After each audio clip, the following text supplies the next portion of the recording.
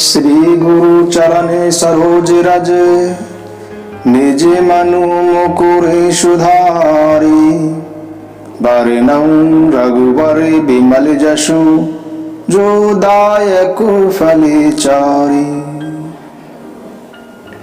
जय जय जय हनुमान गोसाई कृपा करहु गुरुदेव की नाई। जय संकल्प का प्रतीक है। हनुमान जी संकल्प के प्रतीक हैं। जो संकल्प लेते हैं वो पूर्ण होता है और जय विजय का प्रतीक है। जय जय का प्रतीक है।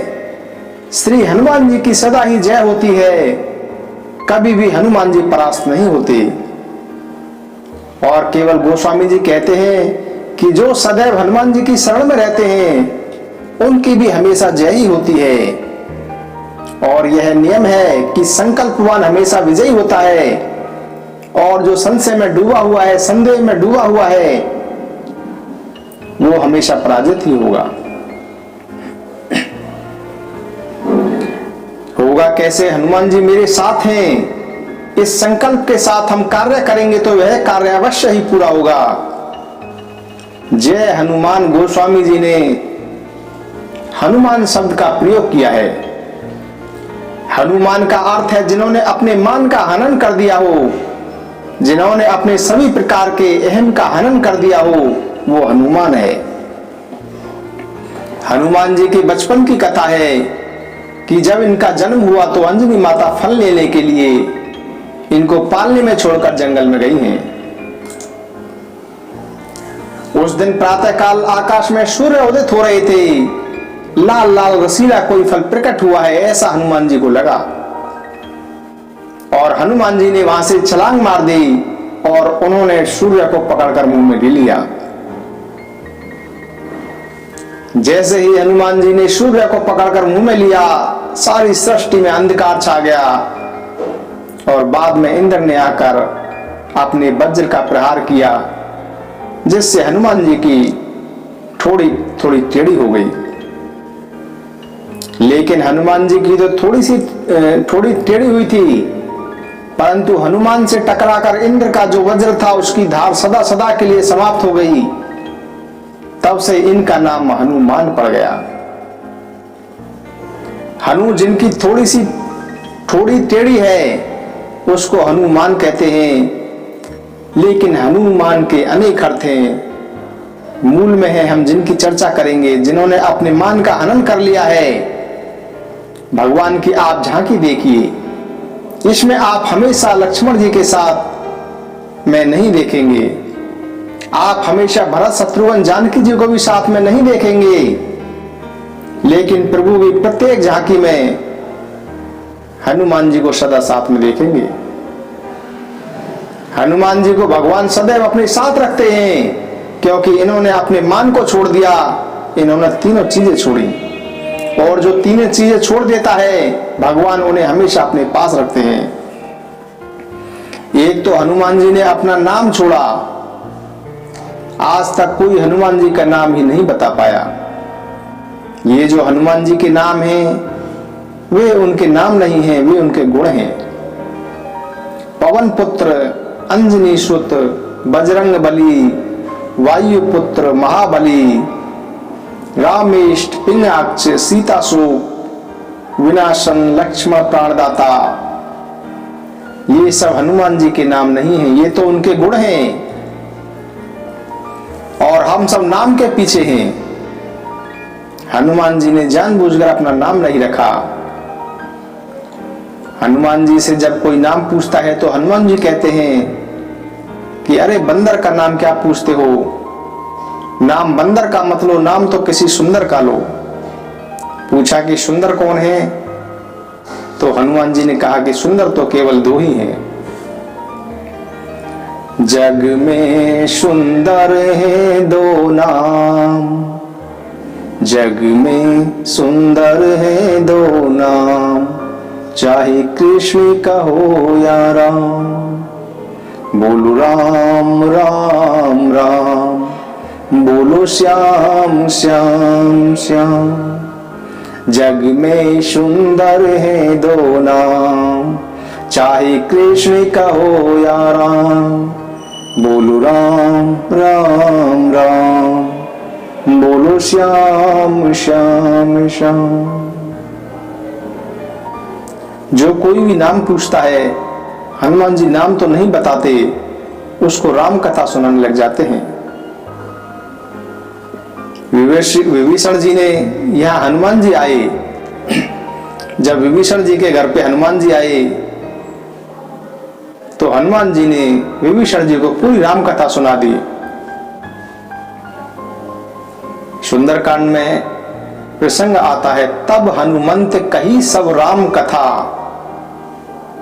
तो विभीषण ने कहा कि महाराज कथा तो बहुत सुंदर सुनाई, आप अपना नाम तो बताइए। हनुमान जी बोले, नाम का क्या करोगे?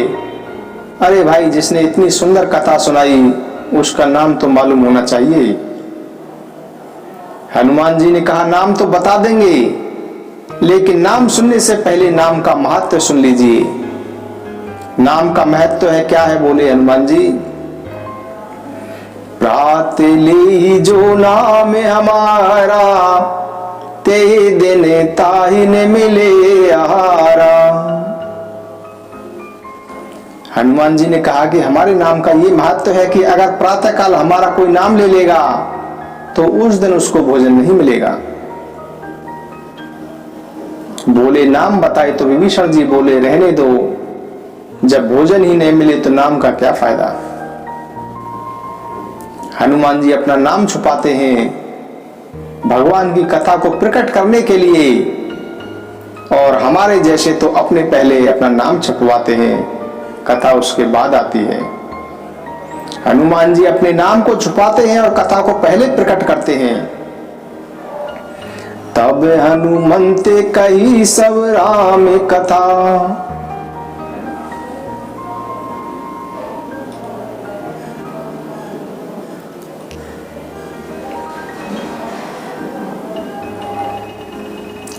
वही माँ तुम्हें जाऊं लेवाई, प्रभु आयुष नहीं राम दुहाई।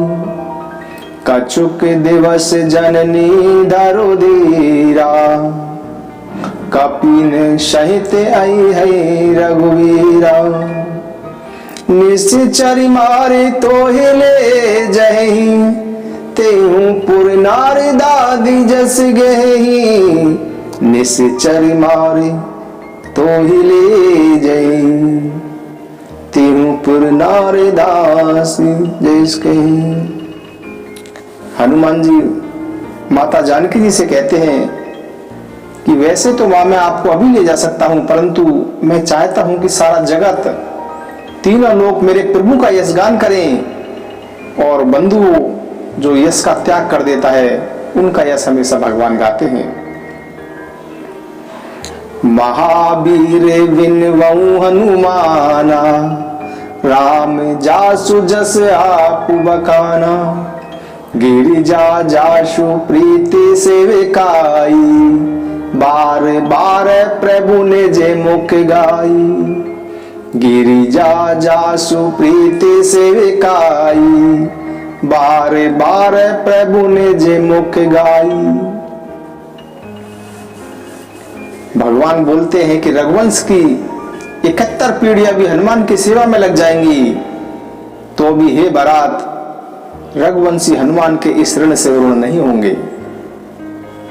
भगवान कहते हैं कि हनुमान, अगर तूने अपना यश त्याग दिया तो मेरे आशीर्वाद है कि तेरा यश केवल मैं ही नहीं अपितु सहस बदन तुम रोजस गावे, अस कही श्रीपति कंठ लगावे।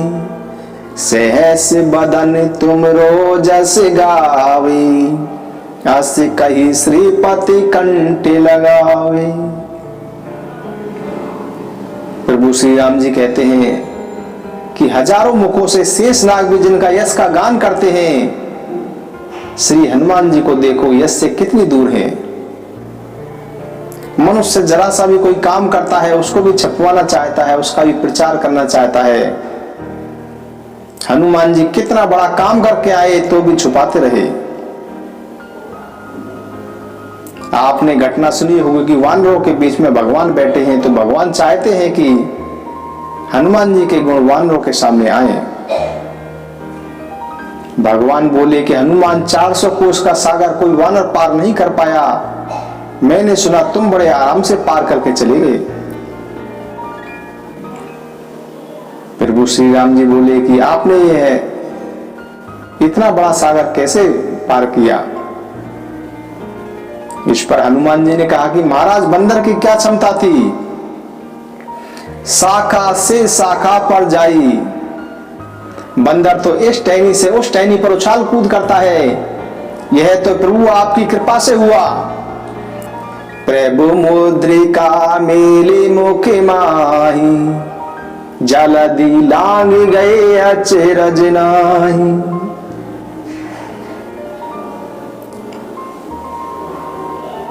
हनुमान जी बोले तो यह मुद्रिका उस पार किए। भगवान जी ने कहा कि यह तो आपकी मुद्रिका थी जिसके कारण मैं सागर पार कर गया। भगवान ने कहा कि अच्छा मेरी मुद्रिका से सागर पार किया,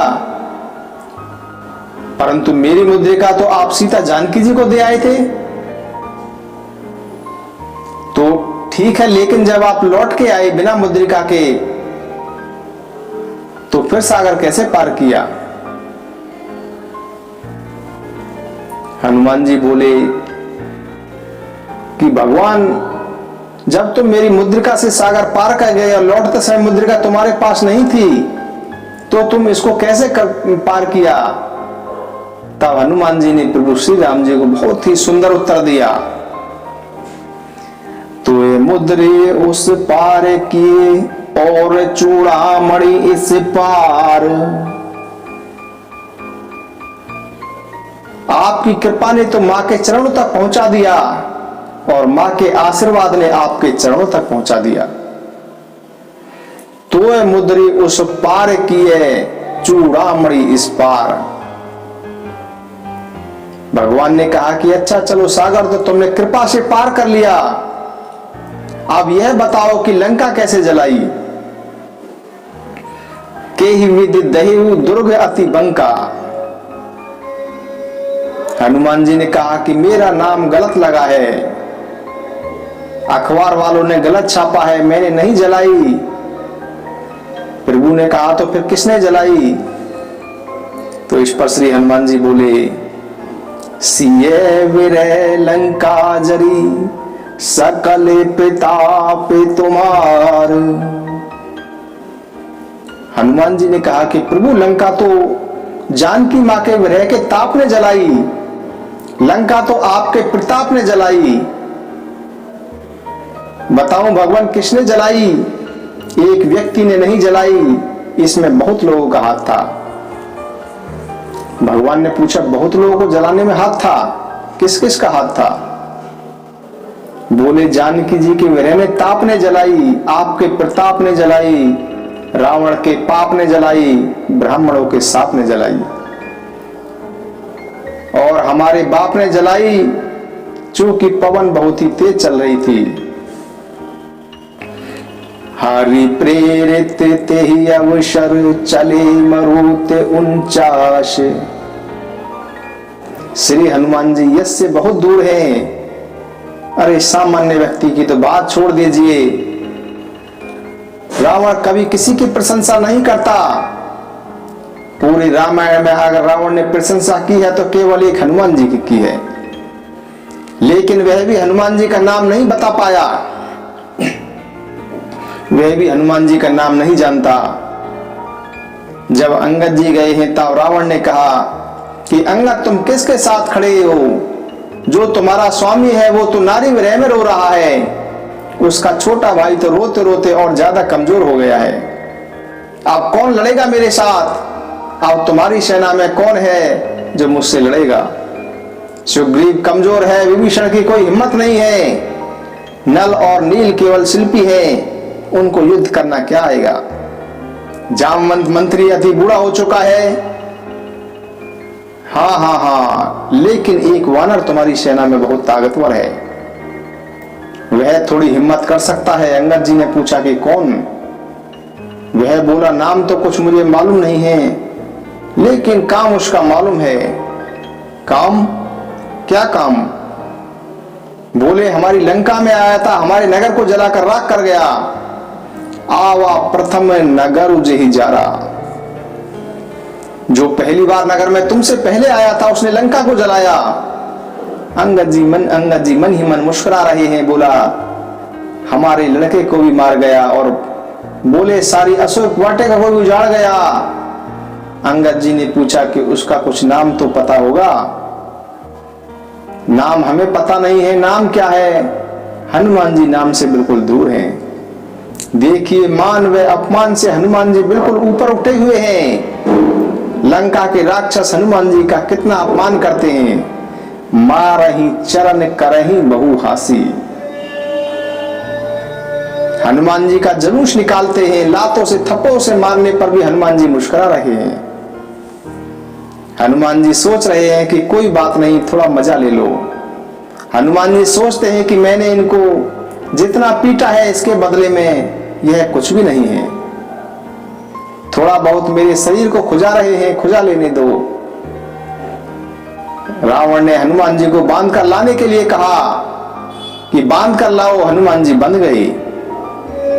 अब आप रावण की भाषा देखो। बंधने के बाद भी हनुमान जी शांत खड़े हैं।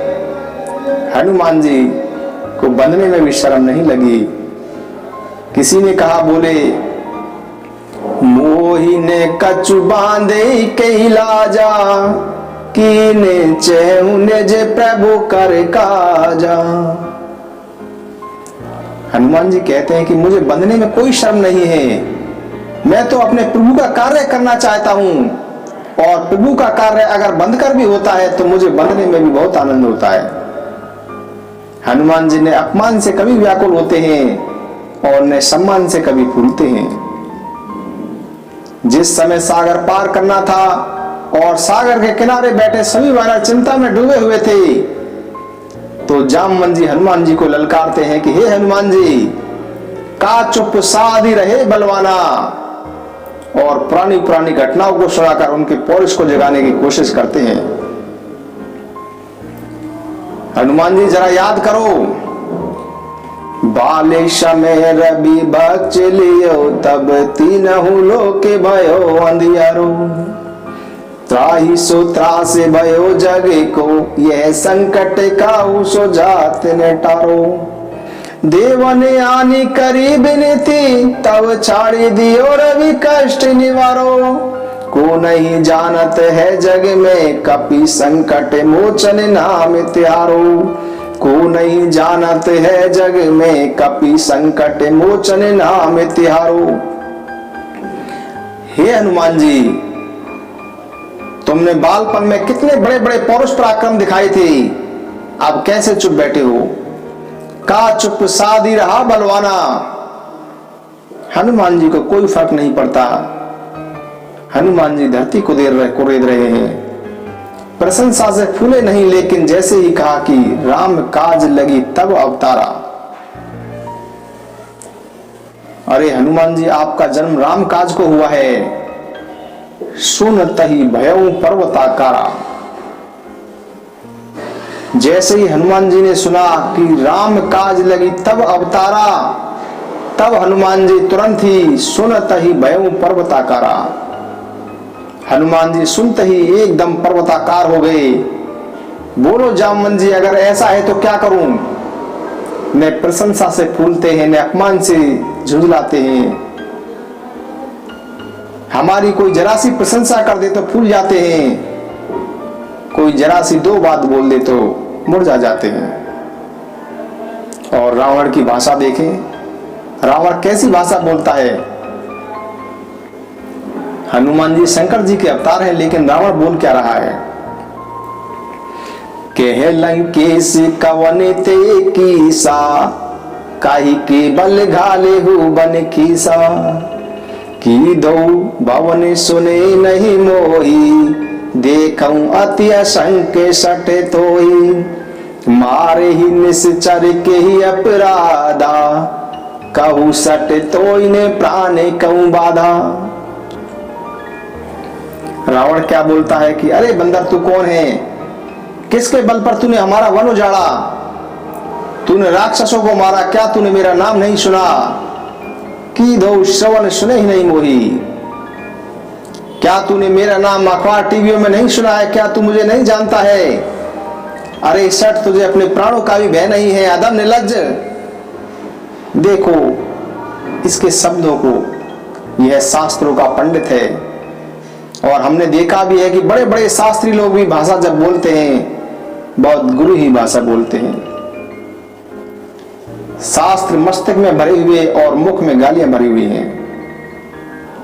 अरे मूर्ख, अरे सट, अरे अधम, अरे निर्लज्ज, ये भाषा किससे बोल रहा है रावण? महावीर विक्रम बजरंगी, कुमति निवारे सुमति के संगी। हनुमान जी जैसे महावीर विक्रम बजरंगी उनसे बोल रहा था। ये भाषा अतुलित बलधामम हेम शैलाभदेहम। चाहते तो हनुमान जी यही मसल सकते थे, लेकिन हनुमान जी अपने मान और अपमान के लिए अपने बल का प्रयोग नहीं करते। जब हनुमान जी ने रावण को उत्तर दिया तो सब बैठे सभासद सोच रहे थे कि जिस भाषा में इसको गालियां दी गई हैं, अब यह उत्तर किस भाषा में देगा। यह भारत का बंदर है, यह राम का दूत है, यह भारत की गौरव गाथा है। भारत का व्यक्ति भाषा कभी अशिष्ट नहीं बोलता। हनुमान जी की भाषा भारत की आत्मा का प्रतिनिधित्व करती है। आप हनुमान जी की भाषा सुनिए। बिनती करऊं जोरी कर रावण, सुनहु मान तज मोरे सिखावन, देखहूं तुम निज को नहीं बिचारी, भ्रम तज भजहूं भगति बेहारी। श्री हनुमान जी की विनम्रता देखिए, इनका शीतल स्वभाव देखिए। रावण को हाथ जोड़कर विनय के स्वभाव में बोल रहे हैं कि देखिए, विनती करऊं जोर करी रावण।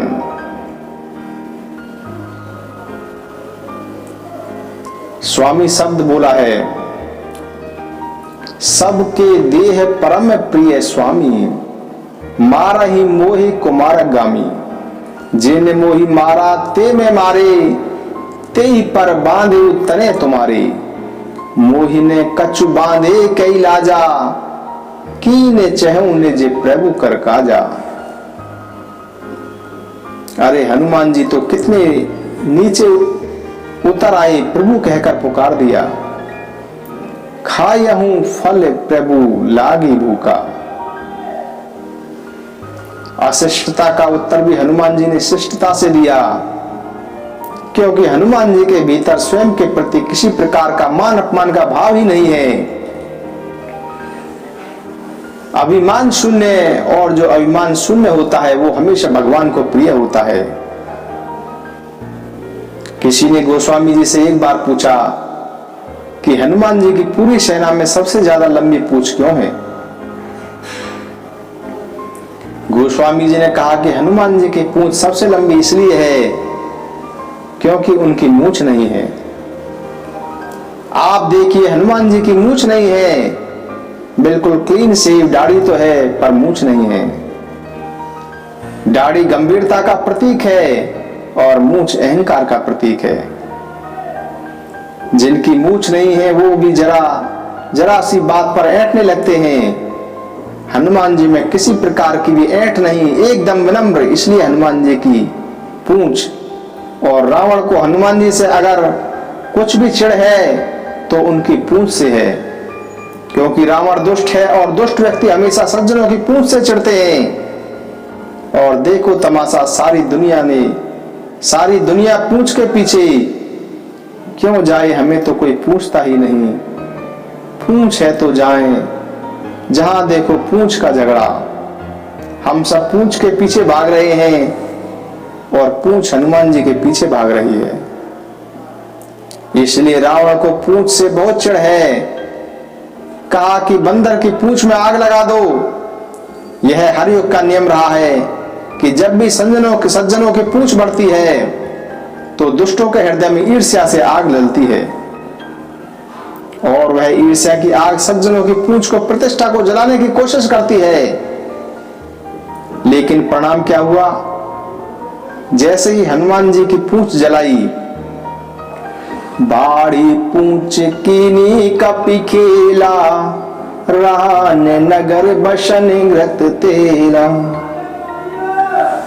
नियम यह है कि जब भी समाज के निकृष्ट कोटि के लोग, सज्जन लोगों की प्रतिष्ठा की पूंछ जलाने की कोशिश करते हैं तो जलाना तो दूर की बात है, वो पूंछ और अधिक बढ़ जाती है।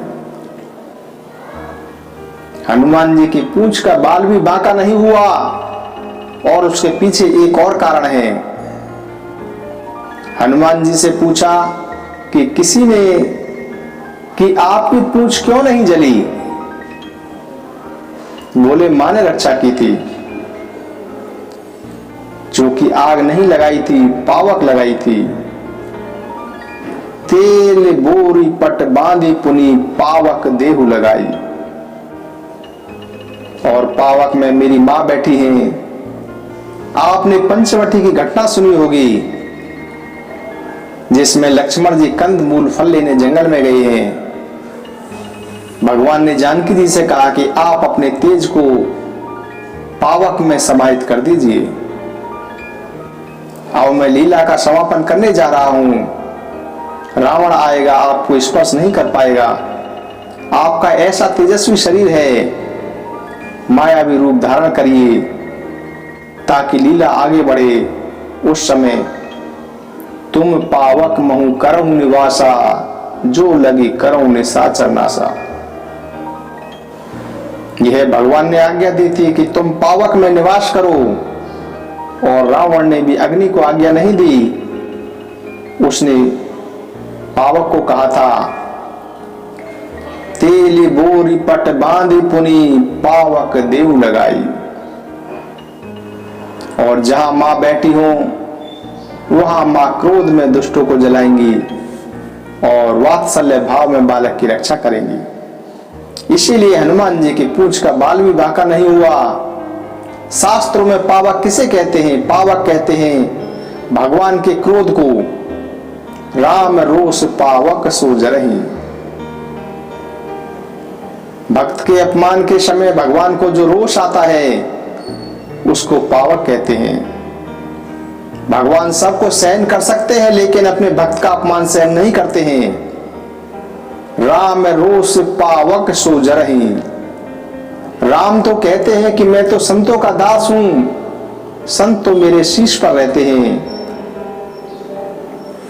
मैं तो हूं संतन को दास, संत मेरे मुकुटमणि। पग चापू और सेज बिछाऊं, नौकर बनहु हजाम। हाथू बैल बनू गढ़वारो, बिनु तनखा रतवान। अलख की लखबात बनी, मैं तो हूं संतन को दास, संत मेरे मुकुटमणि। श्री हनुमान जी इतने अभिमान शून्य हैं कि अपने बल का उपयोग और मान अपमान के लिए नहीं करते। बल का उपयोग प्रभु के कार्य के लिए करते हैं, क्योंकि हनुमान जी अभिमान शून्य हैं।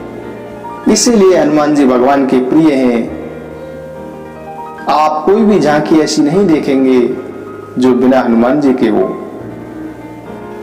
इसीलिए किसी ने अच्छा गाया है कि दुनिया चले न श्री राम के बिना, राम जी चले न हनुमान के बिना। भगवान बिना हनुमान जी के एक कदम भी नहीं चलते। ऐसे जय हनुमान ज्ञान गुण सागर। श्री हनुमान जी ज्ञान और गुण के सागर हैं, सिंधु हैं, समुद्र हैं। ज्ञानी नाम अग्रणयम। इतना बल व ज्ञान होने के बावजूद भी श्री हनुमान जी अभिमान शून्य हैं। इसीलिए हनुमान जी की सदैव जय होती है। इनको मां का आशीर्वाद है। हो तात बल सील इंधाना। देखिए, गुण के साथ सील होना आवश्यक है। सील आएगा मां के आशीर्वाद से।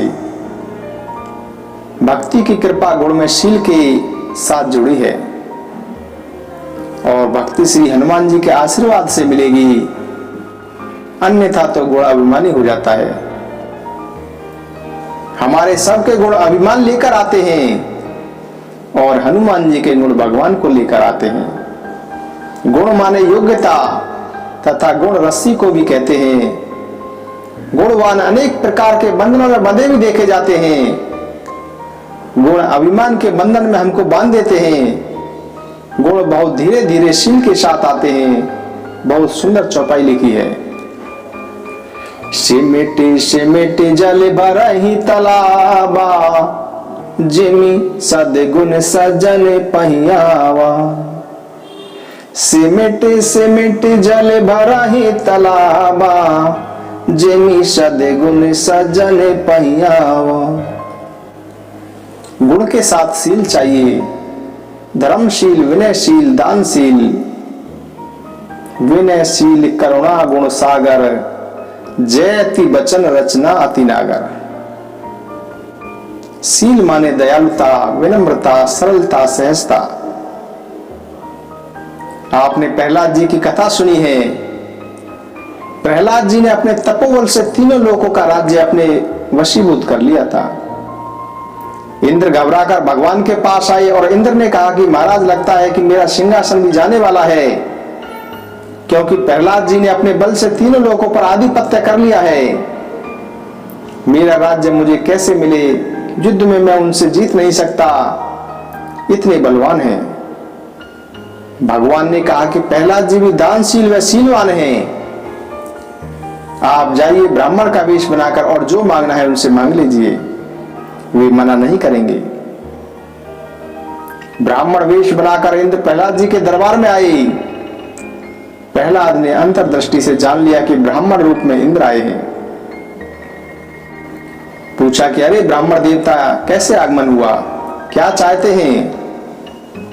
ब्राह्मण ने एक एक करके बल, वैभव, संपत्ति, ऐश्वर्य, राज्य, शक्ति, जो कुछ भी उनको मांगना था मांगते चले गए। तथास्तु तथास्तु प्रहलाद देते चले गए। जब सब कुछ दे दिया तो इंद्र ने कहा कि अब मुझे आपका सत्य चाहिए। सत्य भी दे दिया, शक्ति भी चाहिए, शक्ति भी दे दी। अंत में कहा कि हमें आपका शील भी चाहिए। प्रहलाद जी ने कहा कि हम आपको शील नहीं देंगे। तो ब्राह्मण वेशधारी इंद्र ने कहा कि आपने तो सब कुछ देने का वचन दिया था, तो आप मना क्यों कर रहे हैं? यह आपको शोभा नहीं देता। तो प्रहलाद जी ने मुस्कुरा कर कहा कि ब्राह्मण देवता, शील मांगना न तो आपके हित में है और न मेरे हित में है। पूछा कैसे? तब प्रहलाद जी ने हंसकर कहा कि महाराज, मैं आपको जानता हूं, आप तो इंद्र हैं और ब्राह्मण के वेश में आपने मुझसे छलकर मांगने आए हैं। यह जानने के बावजूद में कि आप छल करके मुझसे सब कुछ मांग रहे हैं, फिर भी मैं दे रहा हूं, यह मेरा शील ही तो है। अगर मैं शील भी आपको दे दूंगा तो मार पीट के सब कुछ आपसे छीन लूंगा। इसलिए भलाई इसी में है कि शील छोड़ जाइए, सब कुछ ले जाइए, शील रहने दीजिए। अन्यथा शील मैंने आपको दे दिया तो मैं सब कुछ आपसे छीन लूंगा। ज्ञान के साथ अगर शील है, हो तात गुण शील निधाना। गुण के साथ शील है तो भगवान रहेंगे। गुण के साथ अभिमान रहेगा तो मान और अपमान के साथ हमेशा रोते रहेंगे। जैसे सिमटी सिमटी जल भरहि तालाबा, जिमि सद्गुण सज्जन पे आवा। ऐसे ही सद्गुण अपने आप आते हैं। एक नियम समझिए, जीवन में एक सद्गुण आपके अंदर आ गया तो एक ही सद्गुण सारे सद्गुणों को बुला देता है। और जीवन में यदि एक भी दुर्गुण आ गया तो सारे दुर्गुणों को बुला लेता है। आ जाओ आ जाओ, आपको भी जगह मिल जाएगी। सारे रिश्तेदारों को भी अपने यहाँ बुला लेते हैं। एक कहावत है कि गांव के लोग अपनी लड़की की शादी के लिए लड़का देखने गए। लड़का देखा, अच्छी नौकरी में था। किसी पड़ोसी ने पूछा कि बिटिया की शादी पक्की करना चाहते हैं, जो कि पड़ोसी असलियत जानते हैं और पड़ोसी ही असलियत बताते हैं। पड़ोसी ने कहा कि लड़का तो अच्छा है, सर्विस भी अच्छी करता है, लेकिन लड़के को पुरानी खांसी है। आजकल खांसी टीबी का कोई ऐसा रोग नहीं है जो ठीक न हो पाए। आजकल अच्छी अच्छी औषधि बन गई है, यह भी ठीक हो जाएगी। लड़के को टीबी है क्या? बोले नहीं नहीं, टीबी नहीं है साहब। टीबी तो क्या, नई उम्र का बालक है, लड़कों के साथ पीने खाने की थोड़ी सी आदत पड़ गई है। इसका मतलब लड़का शराब भी पीता है? नहीं नहीं साहब, इस महंगाई में जमाने में शराब कौन पी पाएगा। वो जब कभी कोई जुए में कुछ हाथ लग जाता है, थोड़ी सी पी लेता है। अच्छा, लड़का जुआरी भी है? नहीं नहीं साहब, जुए की रोज रोज पैसा कहां से लाएगा। कभी कभी किसी की जेब में हाथ मार लेता है, किसी की साइकिल मोटरसाइकिल दाव लग जाता है तो। अच्छा, तो लड़का चोरी भी करता है। तो एक दुर्गुण आया, 1000 दुर्गुण पीछे चले आए। एक सद्गुण आएगा तो वह हजारों सद्गुणों को लाएगा। जल हमेशा गड्ढे में ही भरता है। ऊंचे ऊंचे पर्वत के शिखर खाली रह जाते हैं, छोटी छोटी पोखर भर जाती है, क्योंकि जो अकड़ कर खड़ा है उस पर कृपा की वर्षा तो होगी, परंतु सारा जल व्यर्थ ही इधर उधर बह जाएगा, क्योंकि जल तो गड्ढे में ही भरता है। जो विनम्र है उसके अंदर कृपा आकर बैठ जाएगी। इसको गोस्वामी जी ने सज्जन कहा है। जिमी सरिता सागर में जाही, यद्यपि ताहि कामना नाही। जिमी सरिता सागर में जाही, यद्यपि ताहि कामना नाही। तिमी सुख संपत्ति बिना ही बुलाई, धर्मशील पे जाहि सुहाई। सिमटी सिमटी जल भरहि तालाबा, जिमी सद्गुण सजन पहियावा। सरिता जल जल निधि महु जाई, होहि अचल जिमी जीवे हरि पाई। सज्जन के पास सारे सद्गुण आया करते हैं, बुलाने नहीं पड़ते। सज्जन शब्द मानस का प्रिय शब्द है। मानस में सज्जन की परिभाषा है। हनुमान जी ने विभीषण के द्वार पर यह शब्द प्रयोग किया, यहां कहां सज्जन करवासा। हनुमान जी ने विभीषण को सज्जन के रूप में देखा। यहां सज्जन कैसे निवास करता है, सज्जन क्यों कहा? क्योंकि विभीषण जब जागे हैं तो भगवान के नाम का सुमिरन किया है। राम राम तेहि सुमिरन कीना, हृदय हरस कपि सज्जन चीना। एक तो श्री हनुमान जी ने सज्जन की परिभाषा दी। सज्जन कौन है? जो भगवान श्री रामचंद्र जी का सुमिरन करे, हनुमान जी को वही सज्जन दिखाई देता है। राम राम तेहि सुमिरन कीना, हृदय हरस कपि सज्जन चीना। और ऐसे सज्जन को पहचान कर श्री हनुमान जी गदगद हो गए। और जो राम नाम का सुमिरन करे वह सज्जन है। दूसरे सज्जन की परिभाषा सागर से आई है। जब चंद्रमा पूर्णमासी का होता है तब आपने सुना होगा कि सागर में ज्वार उठता है, सागर उमड़ता है। और यह गोस्वामी जी ने संकेत दिया है, सज्जन सुकृत सिंधु सम होई, देखी पुर बिदु बाढ़हि जोही। सज्जन सुकृत सिंधु सम होई, देखी पूरे बिदु बाढ़हि जोई। जो दूसरों को बढ़ता हुआ देखकर आनंद में उमड़े वह सज्जन है। हम दूसरों को बढ़ता हुआ देखकर जलते हैं। सागर उमड़ता है, सागर उछलता है, चंद्रमा आकाश में बढ़ रहा है और धरती पर सागर उमड़ रहा है। जो किसी को आकाश में बढ़ता हुआ, उड़ता हुआ, उठता हुआ, उमड़ता हुआ देखता है, उसमें सज्जनता वास करती है। जिसका हृदय उमड़ता हो, प्रसन्नता से भरता हो, वह सज्जन है। हम सब की दशा कैसी है? अब हम अपने बारे में विचार करें कि हम कितने सज्जन हैं। पड़ोसी का बालक प्रथम श्रेणी में पास हुआ, सुनकर अपने को कैसा लगता है? हमारे पड़ोसी हमसे ज्यादा महंगी कार खरीद कर ले आए, यह देखकर हमको कैसा लगता है? हमारे पड़ोसी का कारोबार हमसे 8 गुना बढ़ गया है, हमें यह सुनकर कैसा लगता है? सज्जन की परिभाषा बाहर मत ढूंढिए, सज्जन की परिभाषा अपने अंदर खोजिए। सच यह है कि हम किसी को बढ़ता देख नहीं सकते।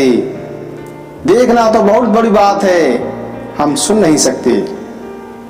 मनुष्य का स्वभाव देखो ने, कोई किसी की बुराई कर रहा हो तो बड़े बड़े व्यक्ति की बुराई कर रहा हो तो आप कभी नहीं टोकेंगे कि नहीं नहीं आप नहीं जानते उनके बारे में, हमको मालूम है, इतने सज्जन हैं उनके बारे में आप कैसे बोल रहे हैं? आप उनकी बुराई का रस लेने सुनते जाएंगे, बहुत ज्यादा आप बड़प्पन दिखाएंगे, नमक मिर्च नहीं लगाएंगे तो शांति से सुन लेंगे। लेकिन अगर कोई किसी की प्रशंसा कर रहा हो तो आप तुरंत टोक देंगे, नहीं नहीं आप क्या जानते हो उनके बारे में, उनके बारे में तो हम जानते हैं, हमको मालूम है उनका क्या स्वभाव है। हम बुराई को तत्काल अपनी सहमति दे देते हैं। किसी में दोष है या नहीं हमको मालूम नहीं, परंतु हम तुरंत सहमति देते हैं कि ऐसा जरूर होगा, आप ठीक कह रहे हैं। लेकिन अगर कोई किसी की प्रशंसा करे तो हम तत्काल टोकते हैं, रोकते हैं, नहीं नहीं आपको मालूम नहीं है। यह भीतर की जो ईर्ष्या की जलन है, यह किसी दूसरे की प्रशंसा सुनने के लिए तैयार नहीं है, किसी को बढ़ता हुआ देखता उसको पसंद नहीं है। मैं तो एक कथा में बैठा था तो एक सज्जन बहुत ही सुंदर उदाहरण दे रहे थे। एक सज्जन ने किसी संत से आशीर्वाद ले लिया तो उन्होंने कह दिया कि जाओ सागर की उपासना करो, अगर सागर प्रसन्न हो गए तो तुमको सागर एक चमत्कारी शंख प्रदान कर देंगे, जिससे जो चाहो ऐश्वर्य वैभव ले सकते हो। इसीलिए उसने सागर के किनारे जाकर अनुष्ठान किया और सागर ने प्रसन्न होकर इनको एक शंख प्रदान कर दिया। कहा कि जाओ इसको दूध से अभिषेक करके जो चाहोगे वह मिल जाएगा। इसमें एक शर्त जोड़ी है कि इससे जितना जो तुम्हें मिलेगा उससे दोगुना तुम्हारे पड़ोसी को मिलेगा। यह इस शंख की विशेषता है। अब यह शंख ले तो लिया और सोचने लगा कि इस शंख से मांगूंगा तो पड़ोसी को दोगुना हो जाएगा, और पड़ोसी को तो ही चौपट करने के लिए मैंने पूजा की थी। बड़ी मुश्किल से उसने शंख को पूजा घर में रख दिया। पत्नी को यह मालूम हुआ कि शंख की पूजा से जो चाहो वो मिलता है, तो यह व्यक्ति कहीं बाहर गया और पत्नी ने शंख उठाया तो दूध से अभिषेक किया, पूजा अर्चना की, हाथ जोड़कर मांगा कि हमें एक गाड़ी और एक बंगला मिल जाए। तो पड़ोसी के 2 गाड़ी और 2 बंगला हो गए। शाम को पति आया, देखा कि पड़ोसी के 2 बंगले और 2 गाड़ी हैं। पत्नी से पूछा कि तुमने इस शंख की पूजा की थी, क्या मांगा? हाँ इतने दिनों से खाली रखा था। अरे पगली, पूजा तो की परंतु पड़ोसी को दोगुना हो गया। मैं नहीं कर सकता था क्या? मैं पड़ोसी के कारण नहीं कर पा रहा था। भले ही हम भूखे मरे परंतु पड़ोसी को भोजन नहीं मिलना चाहिए। पुरुष ने शंख की पूजा की। शंख ने पूछा, बोलो क्या चाहते हो? तो बोला, ऐसा कर दो सरकार कि मेरे घर के सामने पानी का बहुत बड़ा संकट है, एक गहरा कुआं खोद दो। तो शंख ने इसके सामने एक गहरा कुआं खोद दिया, तो पड़ोसी के सामने 2 कुएं खुद गए, क्योंकि पड़ोसी को दूने का आशीर्वाद था। फिर शंख ने कहा कि और चाहो, क्या मांगते हो? पड़ोसी बोला कि मेरी एक आंख फोड़ दो, जो होगा सो हो जाएगा। जब मेरी एक आंख फूटेगी तो पड़ोसी की दोनों आंख फूट जाएंगी। यह मनुष्य की प्रकृति है, जो दूसरे को बढ़ता नहीं देख पाए वो दुर्जन है। यह जो सहानुभूति शब्द है, यह बहुत चालाकी का शब्द है। सहानुभूति आप सभी संकट में दिखाते हैं। किसी की कोठी या फैक्ट्री में आग लग जाए, किसी की कोठी को नगर पालिका के बुलडोजर ढा दिया जाए हो, तो आप दिखाने के लिए सहानुभूति के शब्द लेकर, घड़ियाली आंसू लेकर चले जाओगे। लेकिन किसी पड़ोसी ने बहुत बड़ा बंगला बनवा दिया तो उस खुशी में लड्डू बांटने नहीं जाओगे। किसी का बालक फेल हो गया तो सहानुभूति देने चले जाओगे, लेकिन किसी का बालक पास हो गया तो खुशी में लड्डू लेकर नहीं जाओगे। तो सहानुभूति आपकी चतुराई है। आप उसे दुख में देखना चाहते हैं और दिखावे के मीठे शब्द बोलकर अपने मन को आनंदित करना चाहते हैं। तो क्या यह सज्जनता है? आसमान में चंद्रमा पूर्ण हो रहा है और नीचे धरती पर समुद्र उमड़ रहा है, इसको सज्जनता कहते हैं। जो दूसरे की बढ़ती को देखकर उमड़े उसको सज्जन कहते हैं। और तीसरी सज्जनता की परिभाषा भगवान ने दी, सुनिए। जननी जनक बंधु सुतेदारा, तनु धनु भवन सुहृद परिवारा, सबके ममता तागे बटोरी, मम पद मन ही बांध बरी डोरी, आस सज्जन मम और बस कैसे, लोभी हृदय बसई धनु जैसे। भगवान जी ने विभीषण जी को कहा है कि 9 जगह मनुष्य की ममता रहती है।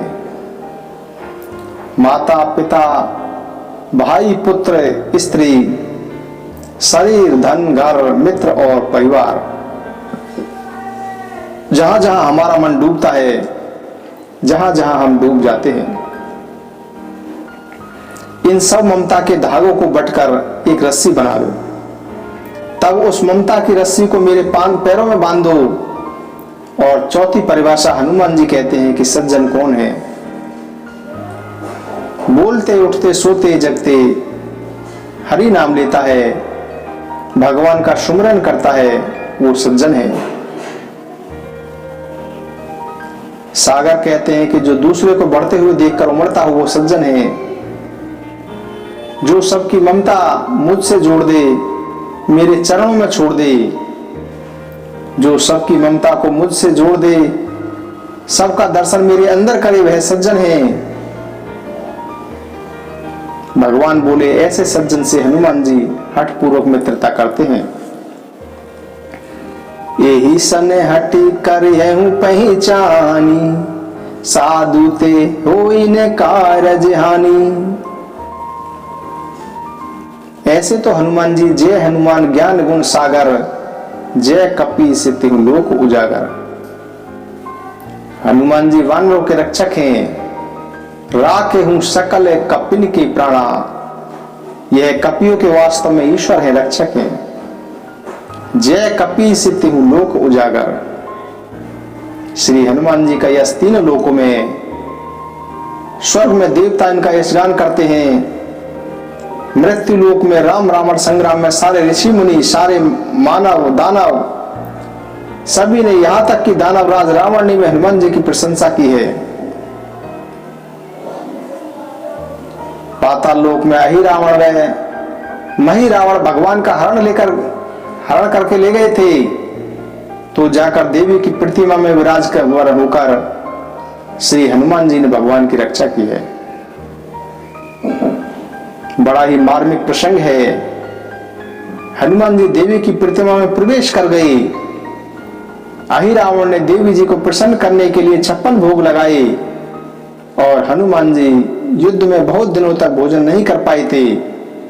टोकरी पे टोकरी चढ़ाई जा रहे हैं। हनुमान जी कह रहे हैं ले आओ, चले ले आओ, ले आओ। हनुमान जी लड्डू खा खाकर बहुत प्रसन्न हो रहे हैं। अहि रावण देखकर मन ही मन बहुत प्रसन्न हो रहा है कि आज देवी जी बहुत प्रसन्न है।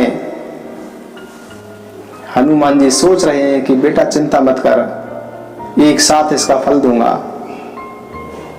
तो पाताल लोक में, नागलोक में अहि रावण, मही रावण, भूलोक में ऋषि व मुनि, मृत्यु लोक में देवता, लोक उजागर, ऐसे हनुमान जी जिनका यह सर्वत्र व्याप्त है। राम दूत अतुलित बलिधामा, अंजनी पुत्र पवन सुत नामा।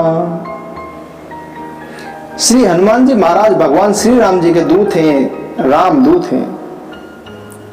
जानकी जी के पास में गए तो मां ने यही प्रश्न किया कि तुम हो कौन, अपना पता व परिचय दो। तो हनुमान जी ने अपने परिचय में इतना ही कहा, राम दूत में मातु जानकी, सत्य शपथ करुणा निदान की। अपने परिचय में हनुमान जी यही बोले कि मां मैं भगवान श्री राम जी का दूत हूं। हनुमान जी की वाणी सुनकर मां ने कहा कि दूत बनकर क्यों आया है भैया, तू तो पूत बनने के योग्य है, पूत बनकर क्यों नहीं आया। हनुमान जी बोले कि पूत तो आप बनाएंगी तभी तो बनूंगा।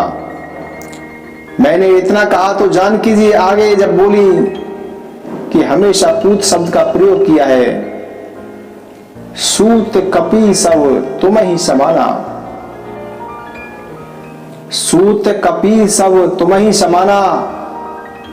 जब जब बोली है जानकी जी पुत्र बोलकर संबोधित किया है।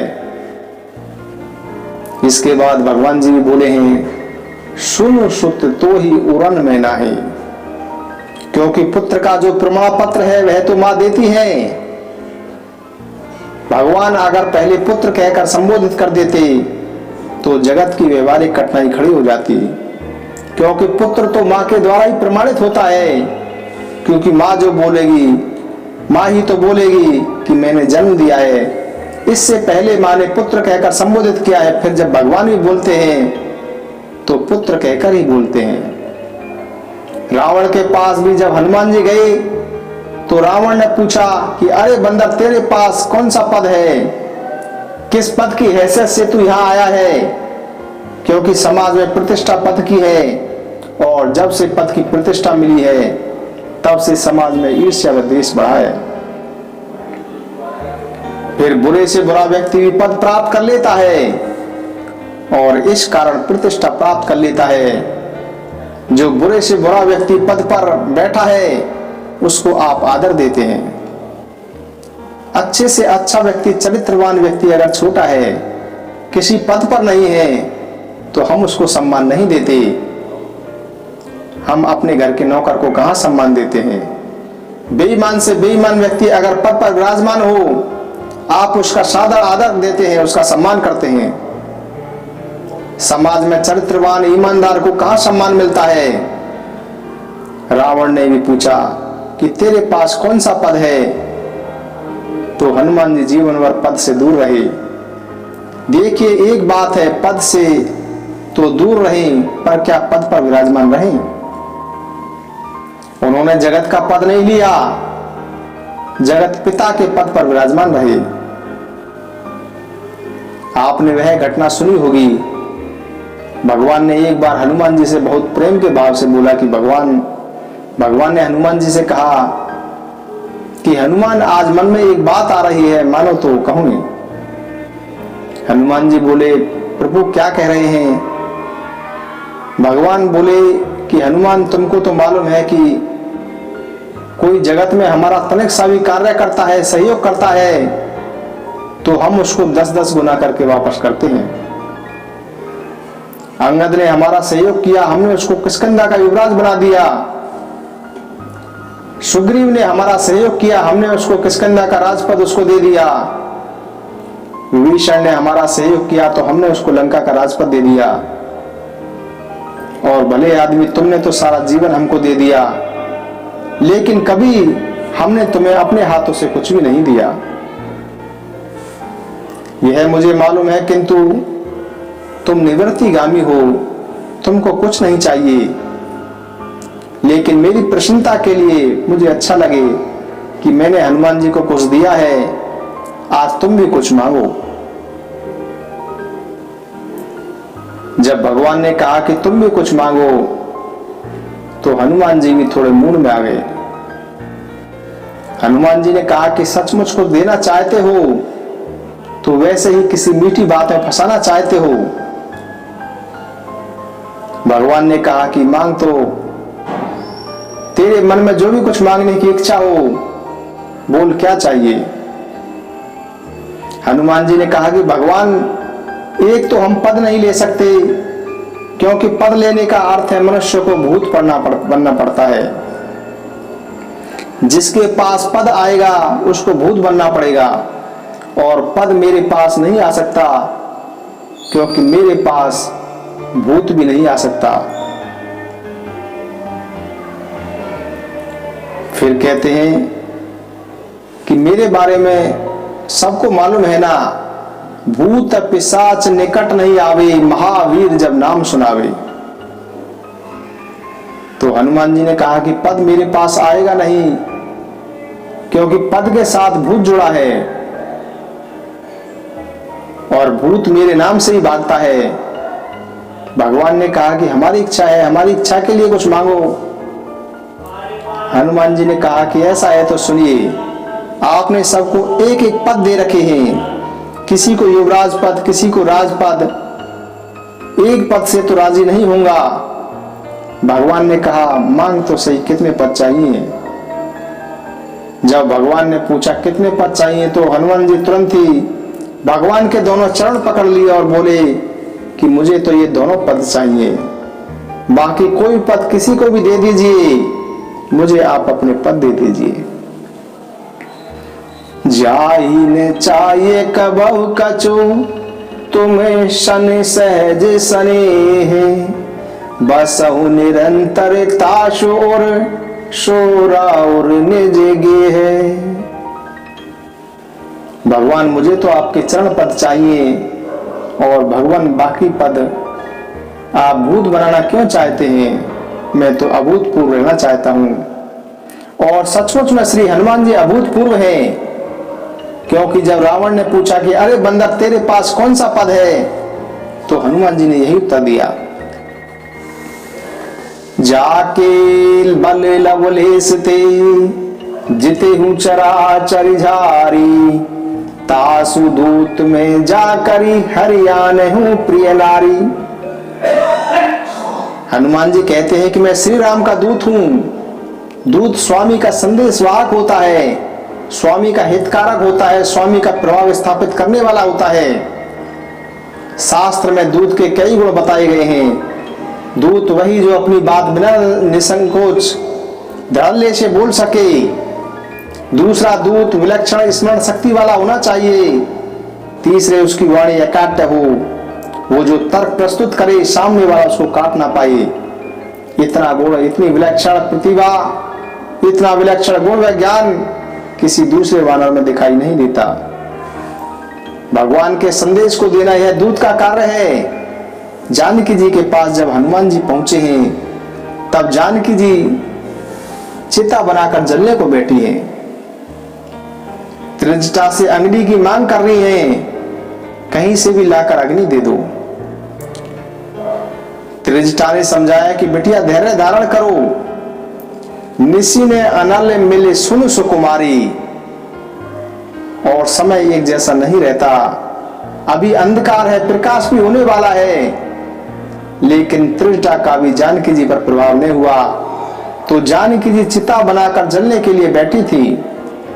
श्री हनुमान जी ने अपनी वाणी से जानकी जी को भगवत प्राप्ति का भरोसा दिला दिया। माँ चिंता मत कर, चिंता मत कर। माँ ने पूछा क्या कभी प्रभु मुझसे मिलेंगे? और यह प्रसंग बड़ा ही मार्मिक है। जब यह परिचय हो गया कि हनुमान भगवान का दूत है और मुद्रिका यही लेकर आया है, तो उस मुद्रिका देखकर और भगवान के श्राव का सुमरन कर जानकी जी की आंखों से आंसू की झड़ी लग गई। बहुत ही मार्मिक स्वर में मां ने कही, हनुमान मैंने तो सुना है, सुना नहीं जाना है कि प्रभु तो बहुत कोमल हैं। कोमल कोमल चित कृपालु रघुराई, कपि के ही हेतु धरी निठुराई। भगवान का सुमरन कर जानकी जी बहुत रोई। वचन ने आव नैन भरी बारी, एह नाथ मोहि निपट विसारी। आंखों से आंसुओं की धारा बह रही है, वाणी बोल नहीं पा रही है। जब व्यक्ति भाव में होता है, रुदन के भाव में होता है, तो केवल आंसू आंसू, हिलकी हिलकी शब्द नहीं आते। जानकी जी की भी वही दशा है। बेटा सामने बैठा है, वह भी समर्थ बेटा है। उसकी मां हिलकी भर भर कर रोती है। आप कल्पना करिए हनुमान जी पर क्या बीतती होगी। और माता जानकी जी के शब्द देखिए, कोमल चित्त कृपाल रघुराई, कपि के ही हेतु धरी निठुराई। भगवान कैसे कठोर हो गए हैं। कपि के ही हेतु धरी निठुराई। मैं कैसी अभागी हो गई हूं। एह नाथ मोहि निपट विसारी। प्रभु ने क्या मुझे विसार दिया है। क्या कभी मेरा सुमरन उनको नहीं आया। हनुमान जी ने कहा कि मां, आप यह तो कहते हैं कि भगवान ने आपको विसार दिया। मुझे लगता है कि आपने भगवान की कृपा को विसार दिया। क्या तुम क्या कह रहे हो। मेरा मन तो हर क्षण हर पल प्रतिपल, निज पद नैन दिए मन राम पद कमल। प्रभु राम के पद कमलों में लगा हुआ है। मैं तो प्रतिपल प्रति क्षण उनके नाम का सुमरण करके उसमें डूबी हुई हूं। परंतु मुझे लगता है कि प्रभु ने ही मुझे विसार दिया है। हनुमान जी ने पूछा कि आपके पास इसका प्रमाण क्या है कि प्रभु ने आपको विसार दिया है। मां जानकी जी बोली कि मेरे पास प्रमाण है। जब जयंत ने मेरे ऊपर चक्षु प्रहार किया था, चोंच से प्रहार किया था, तो प्रभु इतने आवेश में आ गए थे कि क्रोध में आ गए थे कि सीख धनु सायक संधाना, कि सीख का धनुष बाण बनाकर जयंत के पीछे लगा दिया था।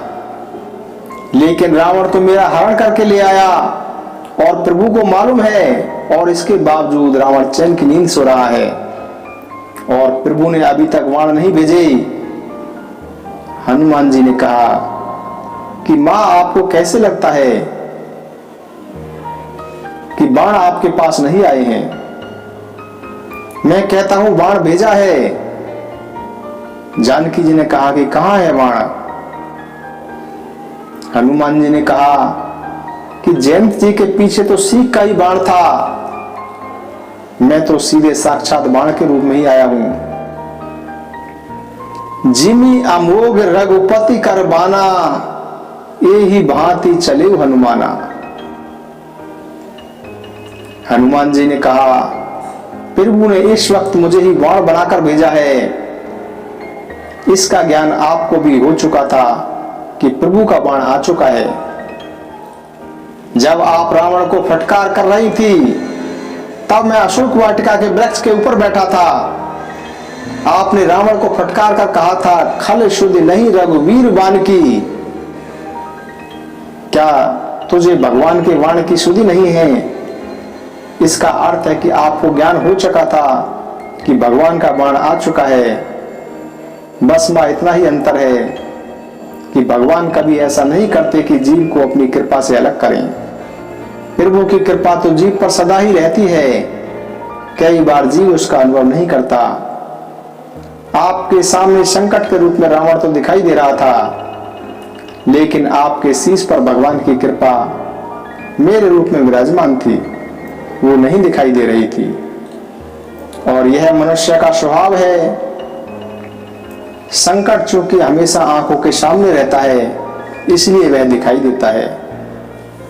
इसीलिए मनुष्य हमेशा संकट का रोना रोता है, लेकिन कृपा हमेशा सिर पर रहती है, और सिर पर जो वस्तु रहती है वह दिखाई नहीं देती, लेकिन रहती सिर पर है। भगवान की कृपा हमेशा जीव के साथ है, क्योंकि संकट हमेशा आंखों के सामने है, कृपा दिखाई नहीं देती।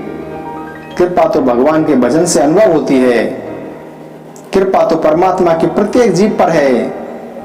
लेकिन जो भजन से दूर हुए हैं उनको भगवान की कृपा का अनुभव नहीं होता।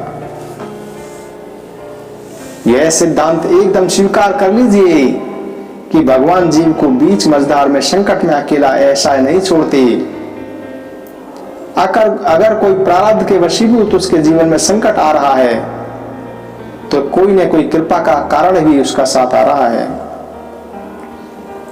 कोई ना कोई कृपा का कारण भी उसके साथ आ रहा है। अगर प्रभु ने प्रारब्ध के वशीभूत उसके जीवन का कोई द्वार बंद कर दिया है तो सहायता के रूप में पीछे से कोई खिड़की भी जरूर खुली रखी है। अगर कोई अपने परिवार में अकाल मृत्यु हो रही है तो इसका अर्थ है कि इसके पहले बहू के गर्भ में बालक का आगमन हो चुका है। ऐसा कभी नहीं होता कि मौत हो जाए और बच्चे का जन्म न हो। भगवान की कृपा कदम कदम पर है। हनुमान जी ने कहा कि मां, न तो प्रभु ही निष्ठुर हुए हैं, न ही प्रभु ने आपको विसारा है। मुझे लगता है कि आपने उनके स्वरूप, उनके स्वभाव को विसारा है। अगर आपको भरोसा नहीं तो आप भगवान के श्रीमुख से सुन लीजिए, आपके विरह में मेरे प्रभु कितने व्याकुल हैं, उन्हीं की वाणी में सुन लीजिए। रघुपति करे संदेश सुनु जननी धर धीर, आस कही कपि गद गद भयउ भरे विलोचन नीर। हनुमान जी तो मौन हो गए और यह संदेश कौन बोल रहा है? राम कहे वियोगे तब सीता, मो कहूं सकल भय विपरीता। नव तरु किसले मना हो कृशानु, काली निशा समने से ससिवानु। कुबले विपिने कुंते बनी शरिषा, बारिदी तपत तेल जन बरिशा। जेत रहे करत ते पीरा, उरगे श्वास समित्र विदेश मीरा। कहे हुते कछु दुख घटी होई, काहि कहूँ यह जान न कोई। तत्व प्रेम करे में हरु तोरा, जानत पिया एक मन मोरा। सो मनु सदा रहते तो ही पाही, जानू प्रीति रसोत नहीं माही।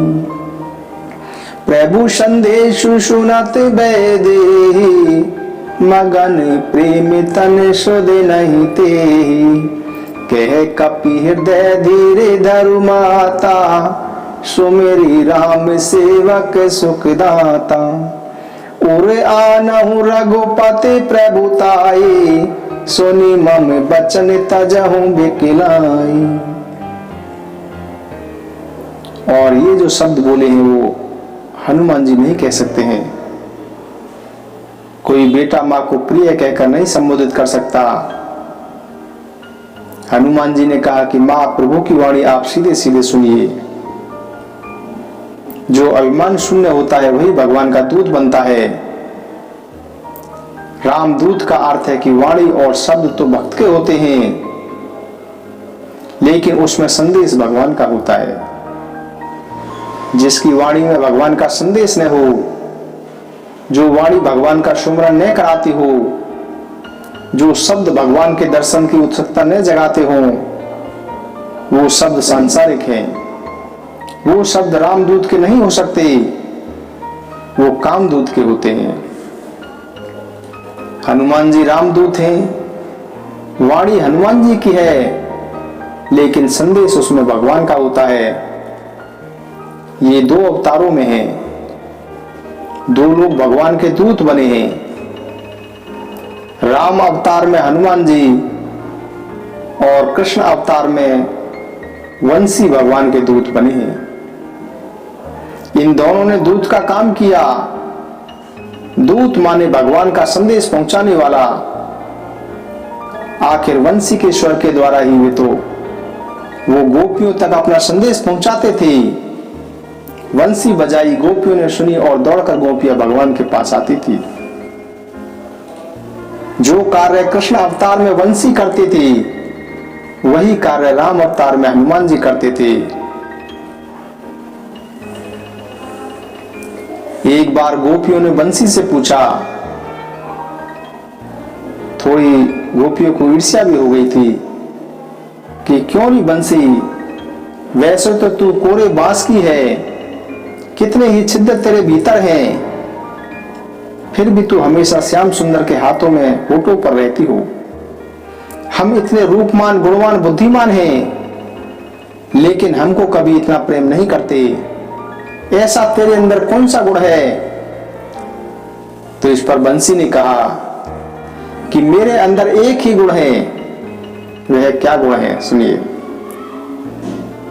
बंसी बोली कि मेरे अंदर कोई गुण नहीं है, यही गुण है। आप तो गुणों से भरी हुई हैं और भगवान के हाथों में वह रहता है जिसमें कोई गुण नहीं है। अन्यथा जिसमें गुण है वो गुणों के हाथ में रहता है। और बंसी ने कहा, क्या आपको मालूम है कि भगवान के हाथों में आने के लिए उसे कितने पापड़ बेलने पड़े, क्या करना पड़ा? बोले, मैंने अपना तन कटवाया, मन कटवाया, जिसने मुझे कटवाया उससे मैंने पूछा भी नहीं, अपने मन की भी मैंने नहीं कही कि कहां ले जाओगे, चारपाई बनाओगे, सीढ़ी बनाओगे, लाठी बनाओगे, अर्थी में लगाओगे। मैंने यह भी नहीं पूछा कि कहां ले जाकर जाओगे, जहां ले जाओगे सर्वांग समर्पण ने सिखवा ने शिकायत।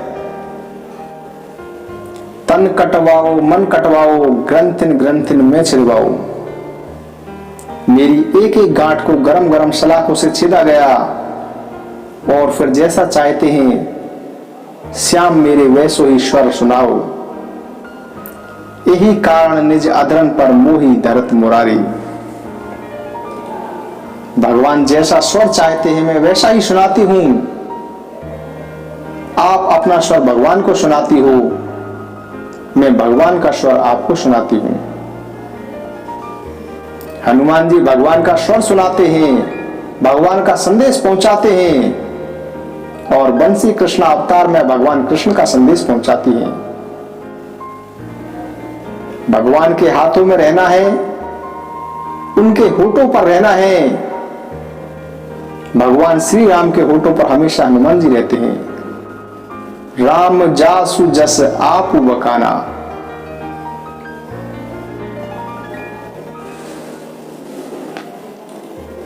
अगर हमें भगवान श्री कृष्ण के होठों पर रहना हो तो अपने जीवन को वंशी बनाना होगा।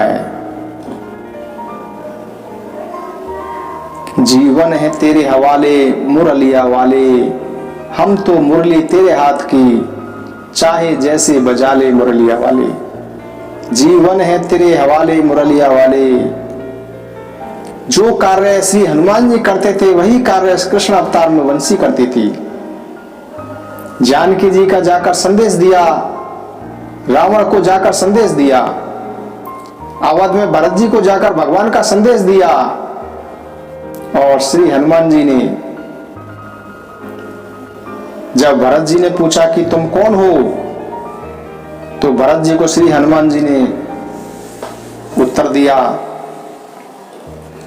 मारुति सूत में कपि हनुमाना, नाम मोर सुन कृपा निधाना। दीन बंधु रघुपति करे किंकर, सुनत भरत भेटे उठी सादर। कपि तब दरस सकले दुख बीते, मिले आज मोहि राम प्रीते। यही संदेश सरे से जग माही, करी विचार देखूं कछु नाही।